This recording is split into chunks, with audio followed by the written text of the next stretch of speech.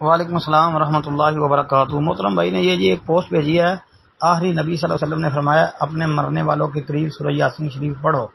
ابو داود کا حوالہ دیا ہے 3121 حدیث کا نمبر ہے۔ محترم بھائی حدیث تو ابو داود میں موجود ہے، تو یہ ابن ماجہ میں بھی 1448 نمبر پر آتی ہے۔ یہ نیچے کسی بھائی نے اس کا جواب تو دیا ہے۔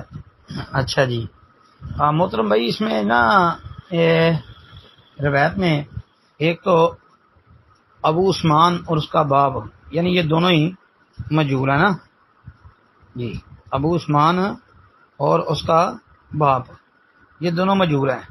ابو عثمان جو ہے امام علی بن مدینی رحمۃ اللہ علیہ نے اس کو مجہول کہا ہے، اور اس کا باپ جو ہے وہ بھی مجہول ہے، جس طرح کہ تحریر تقریب التہذیب کے اندر۔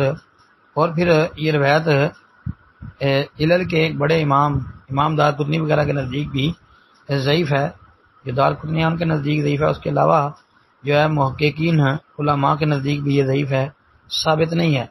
پھر اس میں ایک علت اور بھی ہے جی، سلیمان التیمی جی، یہ سلیمان التیمی جو ہے اس کی تدلیس بھی ہے جی، سیغان سے بیان کر رہی ہے، اور یہ ابو داود اور ابن ماجہ دونوں میں اس کی روایت ان سے ہے، ثابت نہیں ہے جی، ضعیف ہے جی۔ السلام علیکم ورحمۃ اللہ۔